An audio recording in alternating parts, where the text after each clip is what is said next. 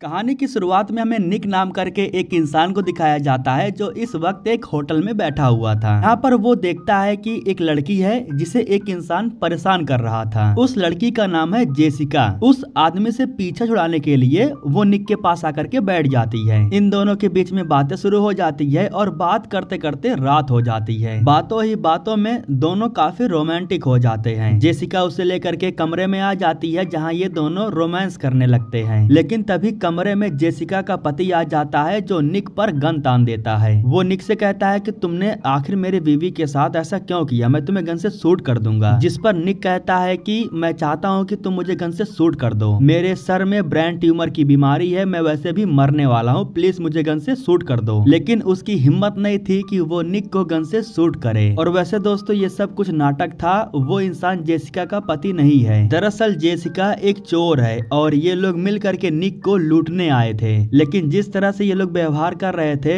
निक को मालूम चल जाता है कि ये लोग चोर हैं। वो जेसिका से कहता है कि तुम लोगों को चोरी करने भी नहीं आता। इतना कहने के बाद निक यहाँ से चला तो जाता है, लेकिन वो जेसिका का पीछा करते रहता है। अगले दिन वो फिर से जेसिका से मिलता है और वो जेसिका को अपने साथ कॉफी पिलाने के लिए लेके जाता है। यहाँ वो जेसिका से कहता है कि मैं तुम्हें सिखा सकता हूँ कि लोगों का ध्यान भटका करके चोरी कैसे करते हैं। जेसिका भी काफी एक्साइटेड थी, वो निक से सीखना चाहती थी, इसीलिए वो निक के साथ बाहर जाती है, जहां निक उसे बताता है कि किस तरीके से ध्यान भटका करके चोरी की जाती है। दरअसल दोस्तों निक भी एक चोर है, लेकिन वो अकेले काम नहीं करता बल्कि उसकी एक टीम है। अगले दिन सुबह में निक जा करके मोरिस से मिलता है। दरअसल ये दोनों एक ही टीम में काम करते हैं। अगली चोरी करने के लिए इनका प्लान रेडी था, लेकिन तभी अचानक से जेसिका निक के पास आती है और उससे कहती है कि वो भी उसके साथ काम करना चाहती है। वो निक से कहती है कि मुझे बस एक मौका दे करके देखो, मैं चोरी कर सकती हूँ। वो बार बार जिद कर रही थी, इसलिए निक उसे एक मौका देता है। ये लोग जेसिका को एक हॉट लेडी बना करके तैयार करते हैं और फिर अपनी टीम में उसको भी शामिल कर लेते हैं। ये सभी लोग उस जगह पर जाते हैं जहाँ काफी भीड़ था। भीड़ का फायदा उठा करके जेसिका कई लोगों का सामान चुराती है। निक ये सब कुछ देख रहा था। वो जेसिका को चोरी करते हुए देख करके इम्प्रेस हो जाता है और फिर वो जेसिका को भी अपनी टीम में शामिल कर लेता है। इसके बाद वो जेसिका को लेकर के अपने अड्डे पर जाता है। इसी जगह पर ये लोग अपना सारा लूटा हुआ माल ला करके रखते थे। यहाँ जेसिका को एक नेकलेस पसंद आता है जिसे वो लेना चाहती थी, लेकिन निक मना कर देता है। वो कहता है कि किसी भी सामान को अपने पास रख करके हम रिस्क नहीं ले सकते हैं। जेसिका के पास रहने के लिए कोई घर नहीं था, वो भाड़े पर रहती थी,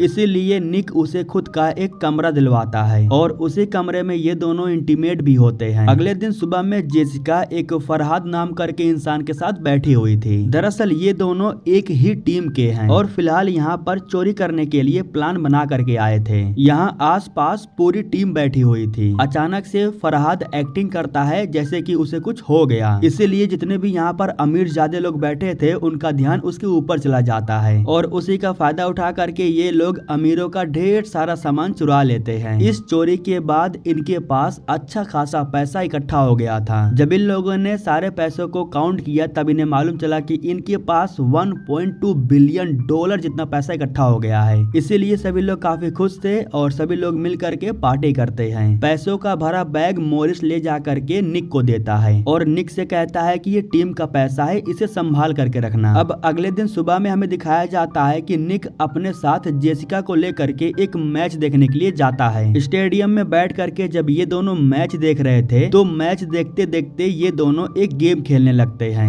ये दोनों गेस कर रहे थे कि कौन क्या करने वाला है। ये लोग आपस में ही थोड़े थोड़े पैसों का शर्त लगा रहे थे। इनके बगल में डैंगलिन नाम करके एक इंसान बैठा हुआ था जो इन्हें काफी समय से आपस में गेम खेलते हुए देख रहा था, तो वो भी इनके साथ गेम खेलने के लिए शामिल हो जाता है। जेसिका गेम को जीत जाती है, इसलिए डैंगलिन उसे $10 देता है। इसके बाद डैंगलिन इनके बगल में आकर के बैठ जाता है और इनके साथ पैसे लगाना शुरू कर देता है। जुए की शुरुआत $1000 से होती है। डैंगलिन के साथ पहला मैच निक जीत जाता है, लेकिन जब दूसरी बार $5000 का मैच लगता है तो निक हार जाता है। पैसे हारने के बाद जब वो यहाँ से जाने लगता है तब डैंगलिन उसे रोक लेता है और जुआ खेलने के लिए उसे मजबूर करने लगता है। उसके कहने पर निक जुआ खेलता है, लेकिन वो दूसरी बार भी हार जाता है, इसीलिए वो डैंगलिन को $10,000 देता है। लेकिन अब निक का ईगो हर्ट हो चुका था। हार जाने की वजह से अब वो और मैच लगाना चाहता था। इस बार वो $20,000 का मैच लगाता है, लेकिन वो ये भी हार जाता है। इसीलिए जेसिका उसे अपने साथ लेकर के यहाँ से जाने लगती है, लेकिन वो नहीं जाता। वो इस बार 1 लाख का जुआ खेलता है। निक कहता है कि प्लेयर वॉलीबॉल नहीं पकड़ेगा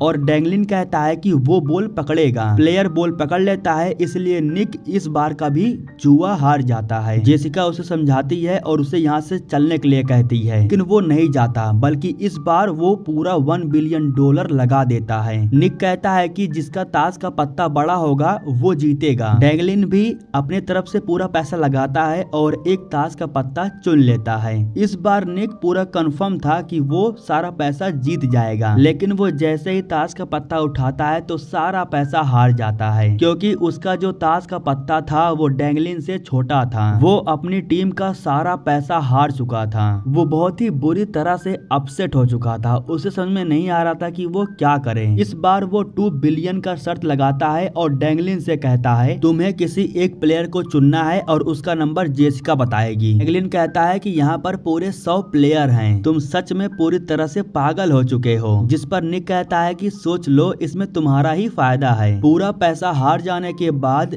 इस बार वो फिर से $2 बिलियन और लगा रहा था। इसलिए जेसिका बहुत गुस्सा हो जाती है। वो निक से कहती है कि मुझसे ये नहीं हो पाएगा। हालांकि निक उससे कहता है कि तुम ये कर सकती हो, तुम्हें बस प्लेयर का नंबर बताना है। डैंगलिन स्टेडियम की तरफ देख करके एक प्लेयर को चुन लेता है। अब जिस प्लेयर को उसने चुना है उस प्लेयर का नंबर जेसिका को बताना है। स्टेडियम में लगभग 100 प्लेयर थे। जेसिका जब प्लेयर्स को देखने लगती है तब उसे ग्राउंड पर फरहाद दिखाई देता है, जिसको देख करके वो समझ जाती है कि ये सब कुछ निक का ही कोई प्लान होगा। फरहाद के कपड़ों पर 55 नंबर था, इसलिए वो 55 को चुन लेती है। और जब वो ये नंबर डैंगलिन को बताती है तो वो भी काफी हैरान हो जाता है, क्योंकि उसने सही नंबर चुना था। मतलब कि इस बार निक इस गेम को जीत जाता है। ये सब कुछ इनका ही एक प्लान था। इस जुए को जीतने के बाद इन्हें $4 बिलियन मिल जाता है। मतलब कि खुद सोचो, पहले इनके पास 1 बिलियन था, लेकिन अब 4 बिलियन हो चुका है। जेसिका काफी हैरान थी। वो निक से पूछती है कि आखिर तुमने ये कैसे किया। जिसके बाद निक बताता है कि डैंगलिन एक बहुत बड़ा जुआरी है, और जब हमारी टीम को पता चला कि वो यहाँ पर मैच देखने के लिए आ रहा है, तब हमारी टीम ने उसे जानबूझ करके बार बार 55 नंबर को दिखाया, ताकि उसे ऐसा एहसास हो जाए कि 55 नंबर उसका लकी नंबर है। इसलिए जब उसने ग्राउंड पर 55 नंबर को देखा तब उसने उसी को चुना।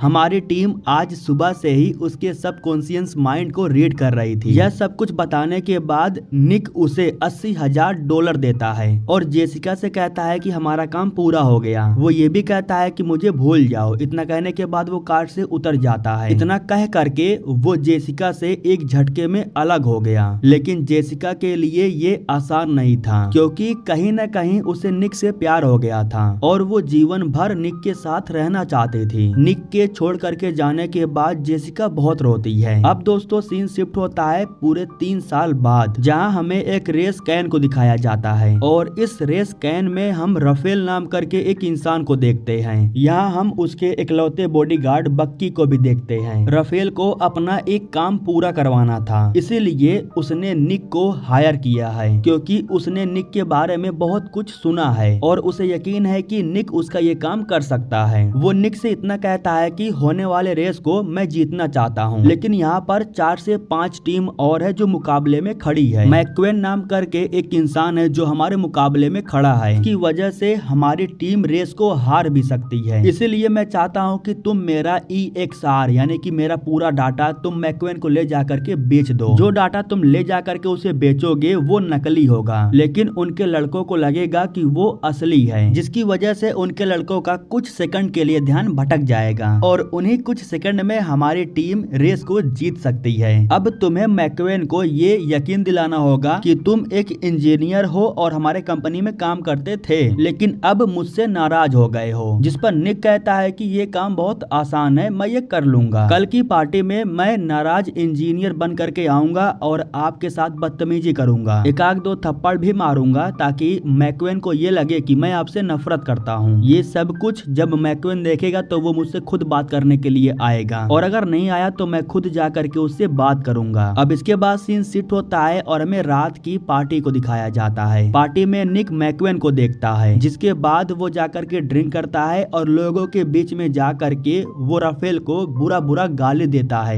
लेकिन जब यहाँ पर निक जेसिका को देखता है तो उसका पूरा नशा ही उतर जाता है। यह सब कुछ देख करके उसे मालूम चल जाता है कि जेसिका और राफेल ये दोनों रिलेशनशिप में हैं। जब जेसिका निक को देखती है तो उससे बात करती है और उससे कहती है कि अच्छा हुआ तुमने मुझे छोड़ दिया था, तुम्हारे छोड़ करके जाने के बाद मैंने बहुत कुछ सीखा और मुझे इतना अच्छा पार्टनर भी मिल गया है। वो निक से ये भी कहती है कि तुम मुझसे दूर रहना, हम दोनों एक दूसरे को नहीं पहचानते हैं। इतना कहने के बाद जब जेसिका अंदर चली जाती है तब निक भी अंदर जाकर के ढेर सारा ड्रिंक करता है। ड्रिंक करने के बाद वो राफेल को गाली देते हुए जाता है और उसे जोरदार थप्पड़ मारता है। मैकवेन बगल में ही खड़ा था और वो ये सब कुछ देख रहा था। तभी राफेल का बॉडीगार्ड आकर के निक को पकड़ लेता है और वो निक को बाहर ले जाकर के छोड़ देता है। इधर जो मैकवेन था वो अपने बॉडीगार्ड थॉमस को निक के पास भेजता है। वो निक को कार्ड देते हुए कहता है कि मैकवेन तुमसे मिलना चाहता है। अगले दिन सुबह में निक जा करके मैकवेन से मिलता है।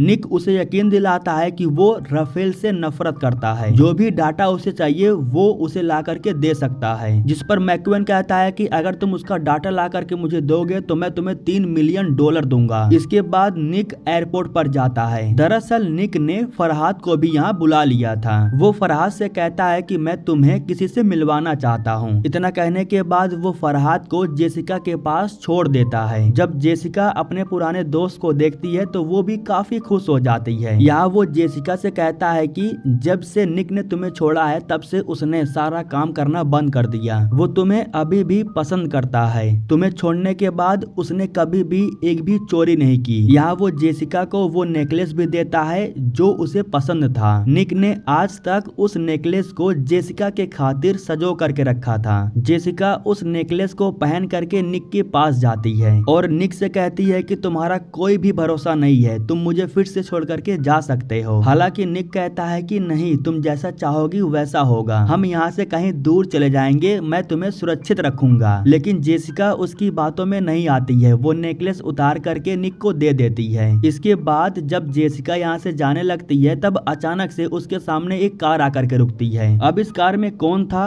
और आखिर जेसिका के साथ हुआ क्या, ये हमें नहीं दिखाया जाता है। हम सीधा निक को देखते हैं। जब वो अपने घर पर आता है तब वो दरवाजे पर जेसिका को देखता है। जेसिका की हालत देख करके वो उससे पूछता है कि क्या हुआ, राफेल ने तुम्हारे साथ कुछ बुरा किया क्या? लेकिन जेसिका कहती है कि नहीं, सब कुछ ठीक है। इतना कहने के बाद वो निक को किस कर लेती है। इसके बाद ये दोनों इंटीमेट होते हैं और फिर से इन दोनों के बीच रिलेशनशिप बन जाता है। वो फिर से निक के साथ जीवन भर रहने के लिए तैयार हो जाती है। उसी वक्त निक को मालूम चलता है कि बक्की उसके दरवाजे पर आया है। दरअसल वो EXR पेन ड्राइव को लेकर के आया था जो कि मैकवेन को ले जाकर के देना था। जब बक्की अंदर आता है तब जेसिका जाकर के छुप जाती है। निक उस पेन ड्राइव को लेता है और उसे ले जाकर के मैकवेन को दे देता है। जब मैकवेन उस पेन ड्राइव को चेक करता है तो वो बिल्कुल असली था। जिसके बाद मैकवेन निक को $3 मिलियन दे देता है। लेकिन निक बड़ा चालाक आदमी था। वो इस पेन ड्राइव की कॉपी बना चुका था। कॉपी बना लेने के बाद वो उस पेन ड्राइव को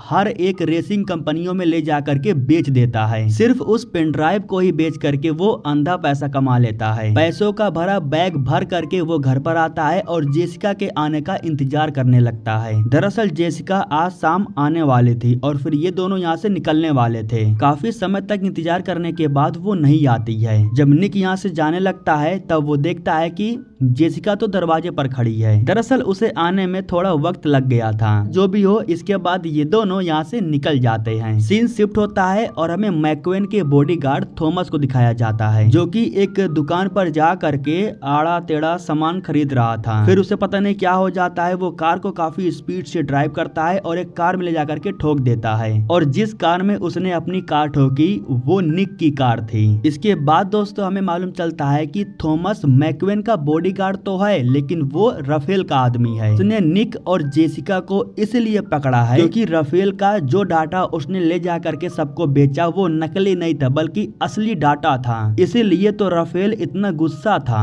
क्योंकि उसकी पूरी जिंदगी भर की मेहनत बर्बाद हो चुकी है। वो निक से बस इतना जानना चाहता है कि उसने असली डाटा को कैसे चुराया। निक कहता है कि मेरे पास एक आदमी है, वो हैकर है, उसने तुम्हारे सिस्टम को हैक करके तुम्हारा डाटा चुरा लिया। जिस पर राफेल रफेल कहता है कि मेरे सिस्टम में लॉगिन करने के लिए आईडी और पासवर्ड की जरूरत पड़ती है। मेरे पास ये सिक्योरिटी की है जो हर 15 मिनट में पासवर्ड को बदलती रहती है, इसीलिए झूठ बोलना बंद करो और मुझे सच बताओ कि आखिर तुम्हें वो ओरिजिनल डाटा मिला कैसे। जिसके बाद निक कहता है कि जेसिका को छोड़ दो, इसकी वजह से मुझे वो ओरिजिनल डाटा मिला। जब मुझे पता चला कि ये तुम्हारे साथ रिलेशनशिप में है तब मैंने एक बार फिर से इसे अपने प्यार की जाल में फंसाया। जो नेकलेस हमने इसे दिया था उसमें एक वायरलेस की लॉगर लगाया था। मैं बस इतना चाहता था कि जेसिका उस नेकलेस को लेकर के कमरे में जाए और जब वो नेकलेस लेकर के तुम्हारे कमरे में गई तब मैं की स्टोक्स की मदद से तुम्हारे सारे डाटा को चुरा लिया। यह सब सुन करके